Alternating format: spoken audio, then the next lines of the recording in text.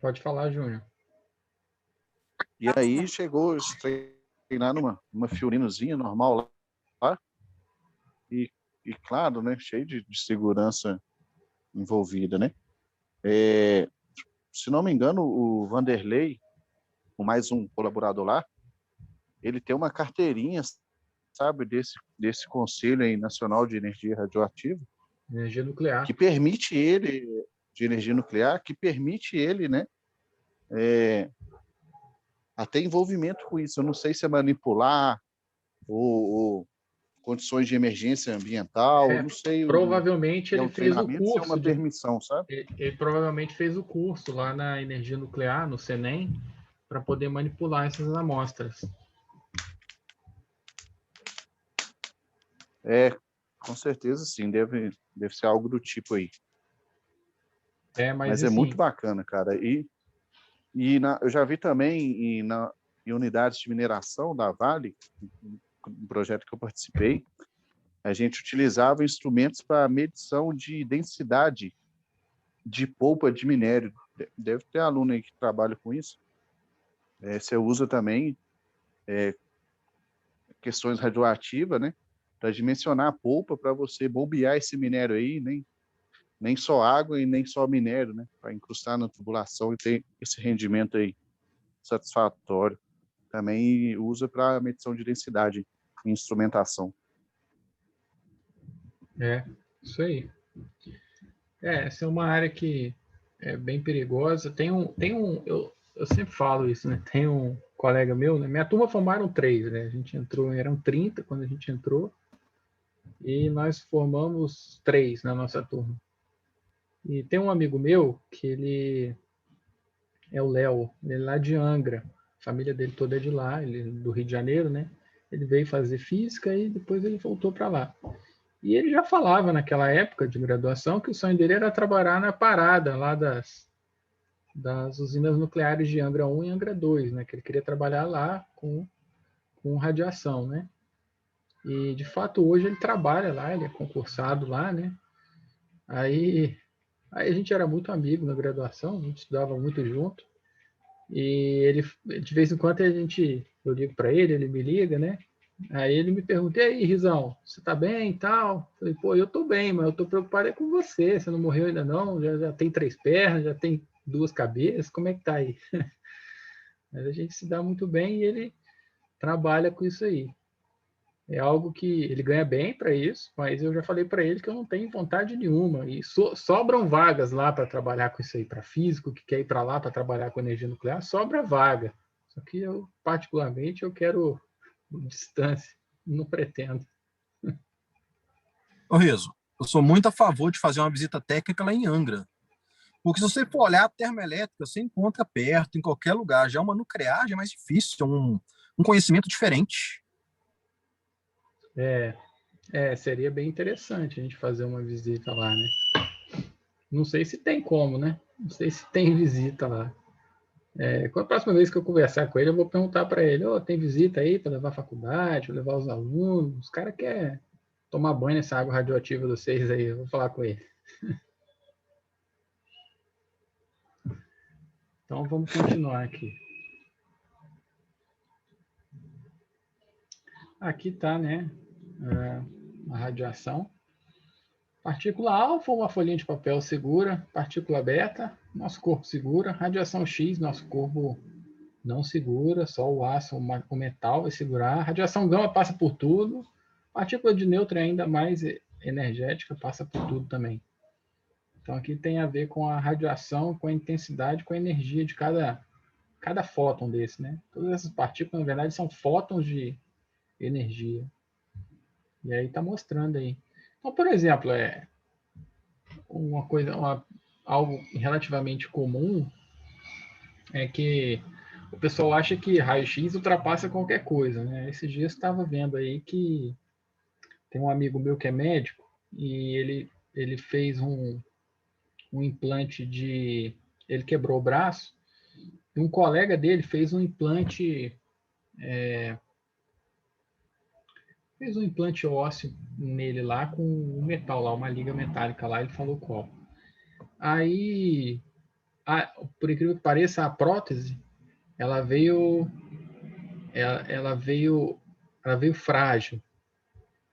E aí ele foi pegar, depois de 120 dias que ele tinha implantado a prótese, ele foi pegar um pesozinho de essas garrafinhas de 500 ml de água, um fardozinho, vem 12, né, dá 6 quilos, né, ele foi pegar um fardozinho de água daquele, aí a prótese estourou, a prótese rompeu. Aí ele falou comigo, né, eu falei, ó, aqui em BH eu sei que os caras fazem análise de materiais, né, e eles conseguem te dar um parecer se essa prótese está correta. Aí ele comentou comigo assim, pô, eu tinha que mandar no raio-x para poder ver se a prótese estava com alguma fissura, né, com alguma bolha, com algum ponto de anucleação, né? Tinha que mandar no raio-x. Eu falei para ele, pô, raio-x você não vai conseguir ver nada nessa prótese, né? Porque o raio-x ele não passa metal. Vocês estão vendo aí, ó. Raio-x ele não vai, você não vai conseguir ver dentro da amostra, né? Então, nesses casos, quando você tem esse tipo de problema, o mais comum é que no processo de perfuração, de extrusão da amostra, né, do material, que nesse caso foi usado lá para fazer a prótese, a perícia tem que analisar o processo de fabricação. E no processo de extrusão, normalmente você acaba elevando, esses materiais são feitos em larga escala e rapidamente, você acaba elevando muito a temperatura das redondezas do material. Então você torna o material você acaba aumentando muito a dureza do material. Se você aumenta a dureza, você reduz muito a resistência do material, a flexibilidade do material, né? Aquela curva tensão-deformação lá acaba sendo alterada. Então, o que acontece? Você aumenta muito nesse processo, é como se fosse um processo de têmpera, né? Você aumenta muito a dureza e reduz muito a flexibilidade. Então, isso pode ter ocasionado alguma fadiga no material, porque onde rompeu, deixa eu ver se tem a foto aqui que eu vou mostrar para vocês. Onde rompeu foi exatamente na região do furo. Espera aí, deixa eu pegar aqui a amostra. Deixa eu pegar uma foto aqui para mostrar para vocês. Até a gente vai fazer alguns comentários sobre isso daqui.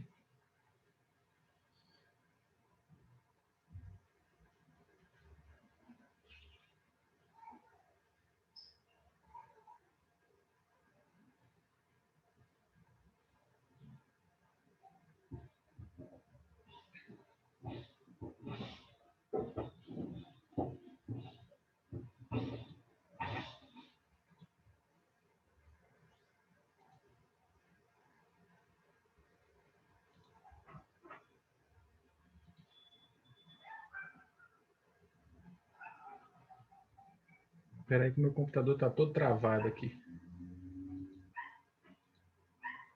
Deixa eu fechar um pouco a câmera aqui para ver se...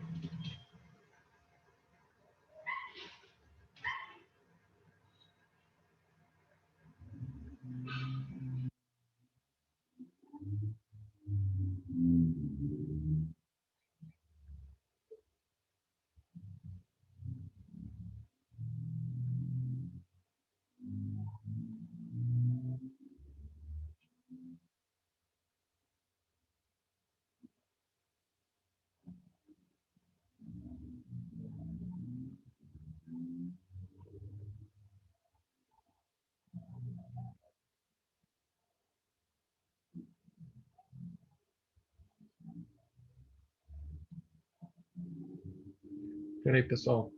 Deixa eu baixar a foto aqui.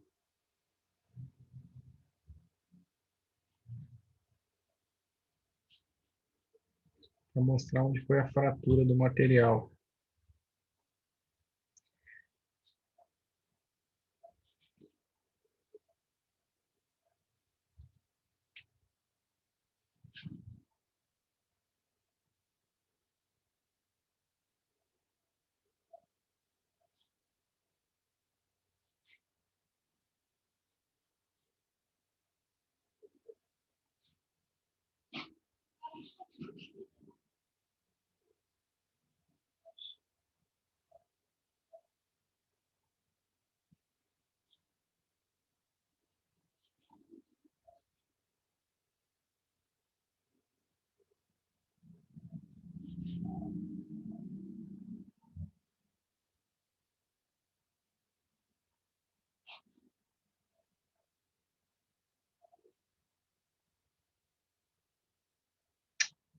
que a minha internet está pior do que do computador.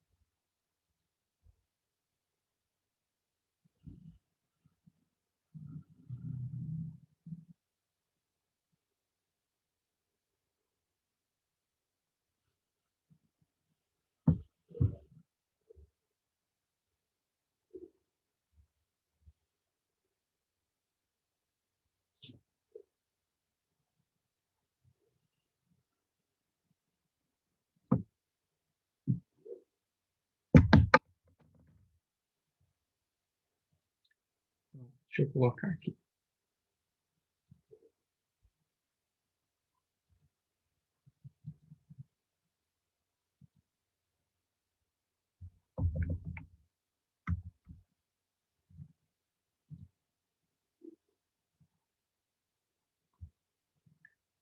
Não sei se vocês vão conseguir enxergar, mas essa daqui, ó, é a prótese dele. Estão vendo aí?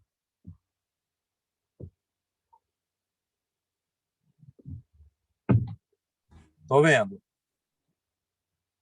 Esse ponto aqui, ó, é o ponto que esse ponto central aí, o ponto onde rompeu.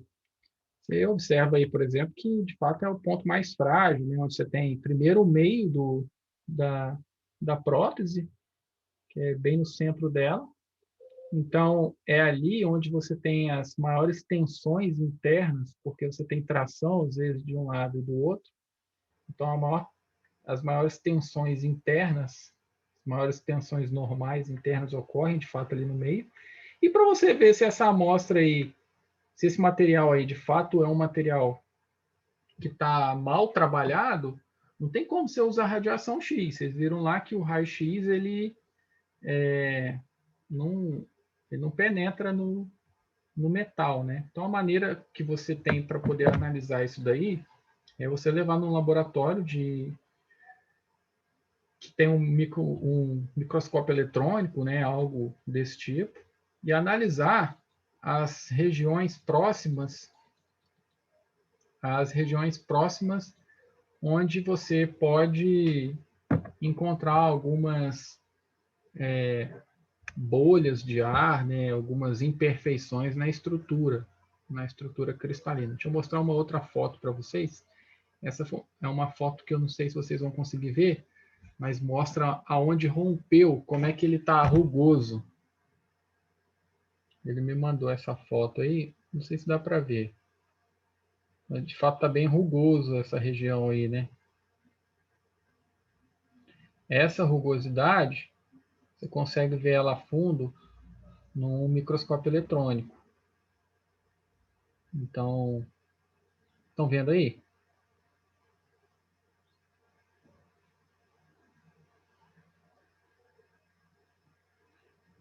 Então, assim você consegue fazer uma perícia no material e você não consegue usar radiação X. Então, por isso é importante a gente conhecer esses espectros aqui da radiação, né? Você saber o que você pode usar, o que você não pode usar, né? Então, aqui você tem também o espectro de emissão, pessoal, para um corpo negro, que é esse aqui, ó, espectro de emissão em função do comprimento de onda, para um corpo negro, para um corpo cinzento e para um corpo real. O corpo real ele parece com o corpo cinzento, ele é mais atenuado em relação ao corpo negro, entretanto, não é tão perfeito, não é tão simétrico, né? Não é tão retilíneo como um corpo cinzento teórico, né? Então, o corpo real ele se aproxima muito de um corpo negro, de um corpo cinzento, só que não é tão perfeito. Aqui algumas propriedades que são fundamentais para o compreendimento da radiação eletromagnética. Então, principalmente a emissividade. A emissividade, por exemplo, é o poder de emissão de um corpo negro, de um corpo cinzento, pelo poder de emissão de um corpo negro. Em outras palavras, a emissividade de um corpo é sempre menor do que 1, porque o espectro de emissão, o poder de emissão de um corpo negro é sempre maior do que de um corpo cinzento. Vocês estão vendo aqui, ó. Então, se o denominador vai ser sempre maior, então a emissividade ela é sempre menor do que 1, a não ser para o caso do corpo negro. Quando você está tratando de um corpo negro, a emissividade dele vale 1, porque é a emissividade do corpo negro dividido pela emissividade do corpo negro que vai dar 1. Pela lei de Stefan-Boltzmann, você consegue calcular essa emissividade em função dessa equaçãozinha aqui, em que você tem esse sigma, que é o que a gente chama de constante de Stefan-Boltzmann, e esse T, que é a temperatura termodinâmica, portanto em Kelvin, elevado à quarta potência. Essa emissividade é calculada dessa forma para o corpo negro. Para os corpos reais, a emissividade é calculada dessa forma aqui, ó. Sigma, quer dizer, epsilon, né, que é a emissividade do corpo, sigma, que é aquela constante de Stefan-Boltzmann, A, que é a área do corpo, temperatura termodinâmica quarta. Para o ambiente é a mesma coisa. Então, quando você quer calcular o poder de emissão de um corpo dentro de um ambiente, o que você tem que fazer? Você tem que calcular o poder de emissão do corpo menos o poder de emissão do ambiente, né? Então, a ideia é você fazer isso daqui, ó. Normalmente, as pessoas colocam o poder de emissão do ambiente menos o poder de emissão do corpo e calculam isso daqui. De qualquer forma, isso daqui a gente está interessado no valor numérico dele. Não está interessado se ele é positivo ou se ele é negativo. Então, pode ser escrito dessa forma aqui, ou ao contrário, quando você quer calcular o poder de emissão do corpo e o corpo tem a temperatura maior do que a do ambiente. Bom, então aqui eu separei um exemplozinho para vocês. Esse aqui é um exemplo de uma aplicação bastante comum. Vocês veem, por exemplo, aí em sistemas de aquecimento solar, de aquecimento de ambiente, esse tipo de situação aqui. Então, você tem o quê? Você tem um ambiente e você tem um duto contendo um fluido a uma temperatura mais alta. Poderia ser também a uma temperatura mais baixa, né? Só que nesse caso a gente está tratando de um sistema de aquecimento. Então, aqui o duto ele tem ar quente, ele tem diâmetro externo de 22 centímetros e temperatura superficial de 93 graus Celsius e está localizado num grande compartimento cujas paredes estão a 21 graus Celsius. Então, essas paredes aqui estão a 21 graus Celsius. O ar no compartimento está a 27 graus Celsius e o coeficiente de película é de 5 calorias por hora metro quadrado grau Celsius. Esse coeficiente de película está relacionado à convecção térmica que ocorre aqui dentro. Determinar a quantidade de calor transferida por unidade de tempo por metro se o tubo é de estanho, com emissividade igual a 0,1, e pintado com laca branca, com emissividade igual a 0,9. Aqui tem as informações do problema. E aqui, quando você vai resolver, você tem basicamente as diretrizes para você resolver esse tipo de problema, que é bem comum. Primeiro, nesse caso, ele considerou que o comprimento é igual a 1 metro, a emissividade 0,1, que foi informada. Essa emissividade, para a maioria dos casos, é igual ao fator forma. Esse fator forma eu não vou nem explicar para vocês. Vocês considerem sempre a emissividade como a propriedade de emissão do corpo.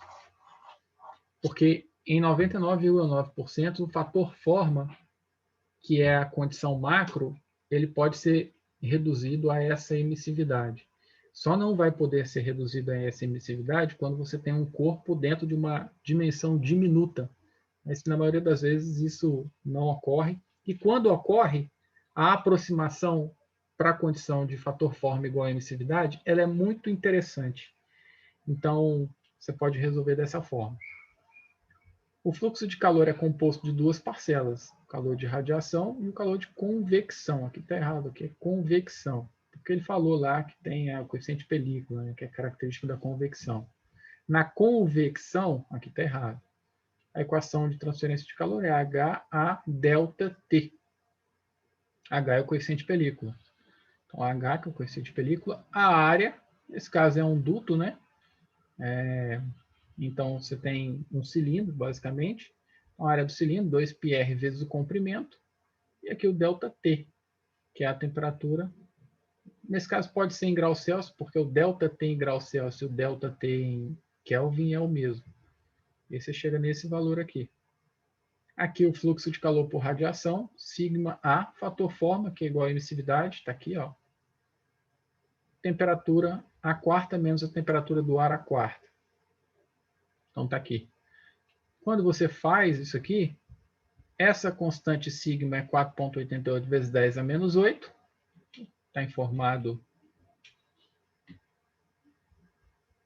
aqui. 4,88 vezes 10 a menos 8 quilocaloria hora metro quadrado Kelvin a quarta, ou 5,6697 vezes 10 a menos 8 watt metro quadrado Kelvin a quarta. O valor é o mesmo, só muda a unidade. Aqui a unidade é essa, aqui a unidade é essa.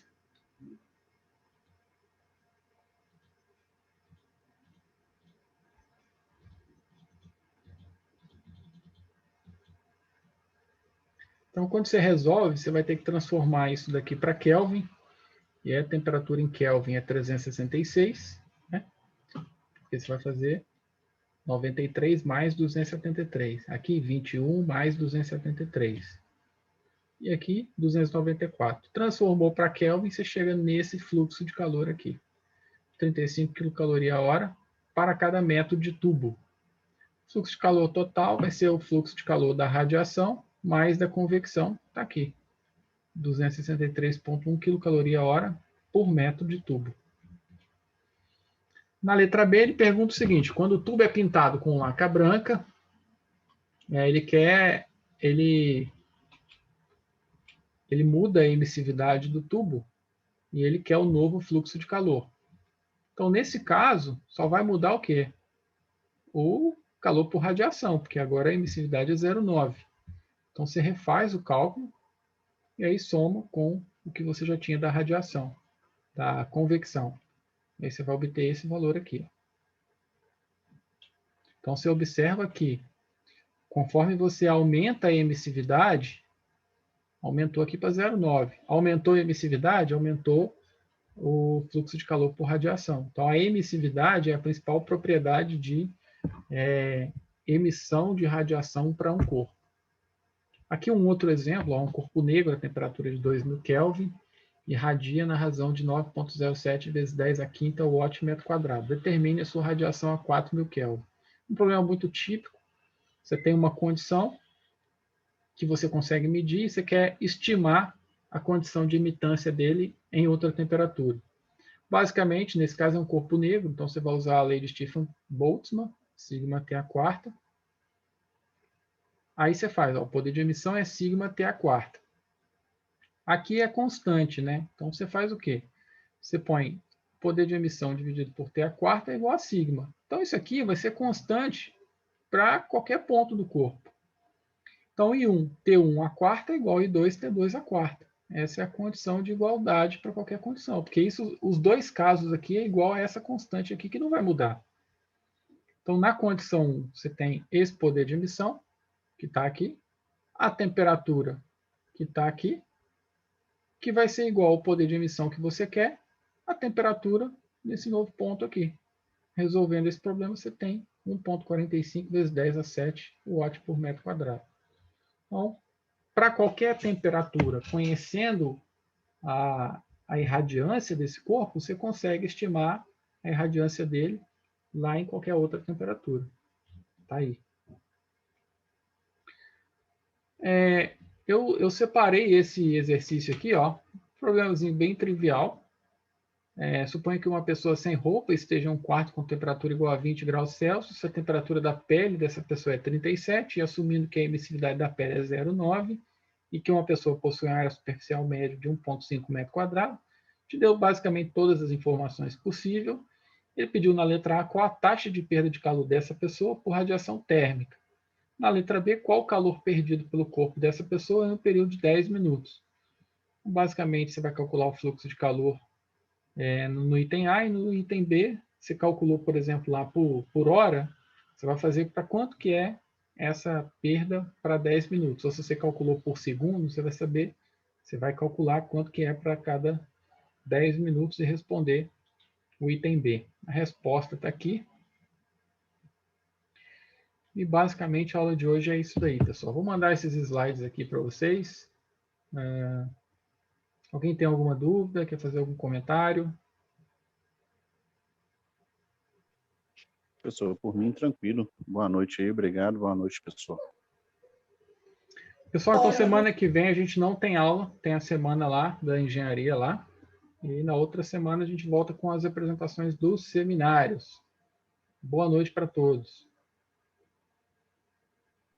Boa noite. Oi, isso. Já selecionou as datas de apresentação da próxima semana? Sim. Qual dia que eu fiquei? Que eu não assisti a outra aula que selecionou, então.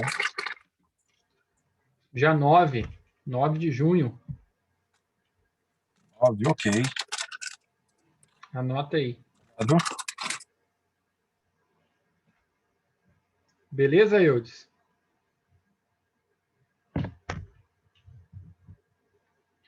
Falou, até mais. Beijo.